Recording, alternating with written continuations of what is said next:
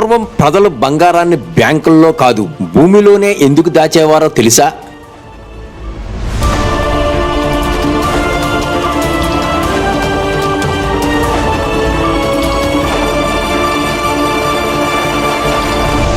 దేశంలో ఎక్కడైనా తవ్వకాలు జరిగినప్పుడు లేదా పాత ఇళ్లను కూల్చే సమయంలో బంగారు నాణాలు, ఆభరణాలు, విలువైన నిధులు బయటపడడం అప్పుడప్పుడు చూస్తూనే ఉంటాము. అయితే శతాబ్దాల క్రితం ప్రజలు తమ బంగారాన్ని, వెండిని భూమిలో ఎందుకు పాతిపెట్టేవారు? దాని వెనుక ఉన్న చారిత్రక భద్రతాపరమైన కారణాలు ఏమిటో తెలుసుకుంటే ఆశ్చర్యపోతారు. పురాతన కాలంలో భూమిలో పాతిపెట్టిన బంగారం, వెండి నాణాలు, విలువైన ఆభరణాలు తరచూ బయటపడుతూ ఉంటాయి.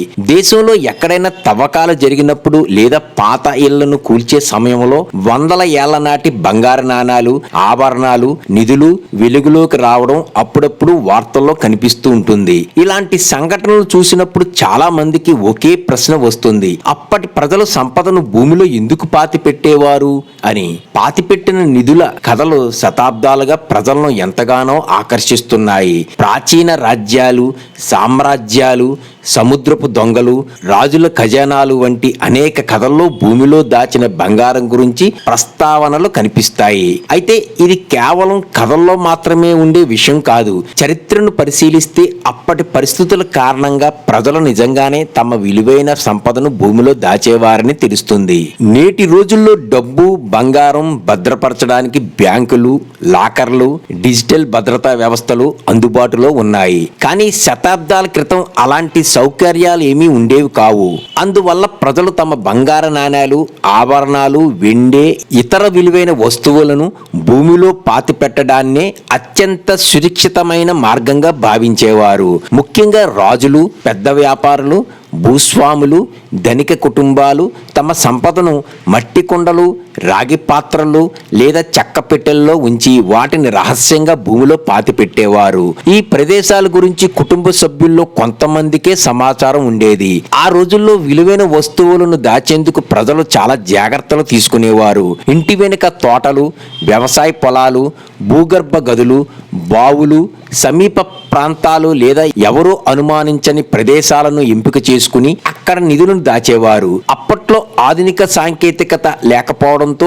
అలాంటి ప్రదేశాలను గుర్తించడం కూడా చాలా కష్టమయ్యేది. దీంతో బంగారం సంవత్సరాల తరబడి ఎవరికీ కనిపించకుండా భూమిలోనే ఉండిపోయేది. ప్రాచీన కాలంలో రాజ్యాల మధ్య యుద్ధాలు, విదేశీ దండయాత్రలు తరచూ జరిగేవి. శత్రు సైన్యం దాడి చేస్తుందనే సమాచారం అందిన వెంటనే కుటుంబాలు తమ వద్ద ఉన్న బంగారం, వెండి, విలువైన వస్తువులను భూమిలో పాతిపెట్టేవి. యుద్ధం ముగిసిన తర్వాత తిరిగి తీసుకుందామని భావించేవారు. అయితే చాలాసార్లు యుద్ధాల్లో కుటుంబ సభ్యులు మరణించడం, గ్రామాలు నాశనం కావడం లేదా ప్రజలు ఇతర ప్రాంతాలకు వలస వెళ్లాల్సి రావడంతో ఆ నిధులు తిరిగి వెలికి తీయబడకుండా భూమిలోనే శాశ్వతంగా మిగిలిపోయాయి. ఇటీవల కర్ణాటకలోని గదగ్ జిల్లాలోని లక్కుండి ప్రాంతంలో బయటపడిన కోట్ల రూపాయలు విలువైన పురాతన బంగారు నిధి కూడా ఇలాంటి పరిస్థితుల్లోనే భూమిలో దాగి ఉండి ఉండవచ్చని చరిత్రకారులు భావిస్తున్నారు. పెద్ద మొత్తంలో బంగారం లేదా వెండి ఇంట్లో ఉంచుకోవడం అప్పట్లో చాలా ప్రమాదకరంగా ఉండేది. ముఖ్యంగా వ్యాపారులు, వడ్డీ వ్యాపారులు, పాలకుల వద్ద భారీ మొత్తంలో సంపద ఉండేది. ఆ కాలంలో పోలీసు వ్యవస్థ, భద్రతా ఏర్పాట్లు, సీసీ కెమెరాలు వంటి సౌకర్యాలు లేకపోవడంతో దొంగతనాలు జరిగే ప్రమాదం ఎక్కువగా ఉండేది. ఈ కారణంగా ఇంట్లో దాచడం కంటే భూమిలో రహస్యంగా పాతి పెట్టడమే తమ సంపదను కాపాడుకునేందుకు ఉత్తమ మార్గమని ప్రజలు నమ్మేవారు.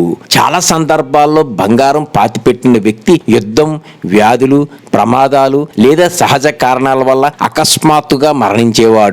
నిధి ఎక్కడ ఉందో కుటుంబ సభ్యులకు చెప్పే అవకాశం కూడా లేకపోవడంతో ఆ సంపద శాశ్వతంగా భూమిలోనే మిగిలిపోయేది. ప్రస్తుతం పురావస్తు శాఖ తవ్వకాల్లో బయటపడుతున్న అనేక నిధులు కూడా ఇలాంటి పరిస్థితుల వల్లే భూమిలో దాగి ఉండిపోయాయని పురావస్తు శాస్త్రవేత్తలు భావిస్తున్నారు. విలువైన వస్తువులను భూమిలో పాతిపెట్టే ఆచారం ప్రపంచంలోని తొలి నాగరికతల కాలం నుంచే ప్రారంభమైందని చరిత్ర చెబుతుంది. చెబుతుంది. ప్రాచీన ఈజిప్టు, మెసోపోటోమియా, సింధులోయ నాగరికతల ప్రజలు మరణానంతరం జీవితాన్ని విశ్వసించేవారు. అందుకే రాజులు, ధనవంతులు మరణించినప్పుడు వారి సమాధుల్లో బంగారం, వెండి ఆభరణాలు, విలువైన వస్తువులను కూడా ఉంచి పాతిపెట్టేవారు.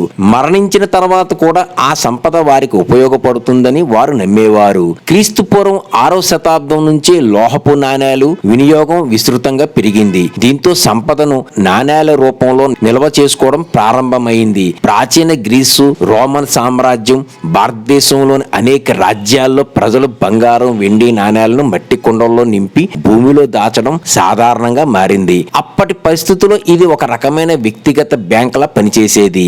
అవసరం వచ్చినప్పుడు మాత్రమే ఆ నిధిని తిరిగి తీసుకునేవారు. నేటికి ఎందుకు భయపడుతున్నాయి? ప్రస్తుతం దేశంలో పలు ప్రాంతాల్లో పురావస్తు తవ్వకాలు, నిర్మాణ పనులు లేదా పాత ఇళ్లు కూల్చివేతల సమయంలో తరచూ పురాతన నాణేలు, బంగారు ఆభరణాలు, విలువైన నిధులు వెలుగులోకి వస్తూ ఉంటాయి. ఇవి ఎక్కువగా శతాబ్దాల క్రితం యుద్ధాలు, దోపిడీలు, ఆకస్మిక మరణాలు లేదా వలసల కారణంగా తిరిగి వెలికి తీయలేక భూమిలోనే మిగిలిపోయిన సంపదగా చరిత్రకారులు భావిస్తున్నారు. అందువల్ల పాతిపెట్టిన నిధులు కేవలం జానపద కథలో లేదా సినిమాల్లో చూపించిన కల్పిత అంశాలు మాత్రమే కావు.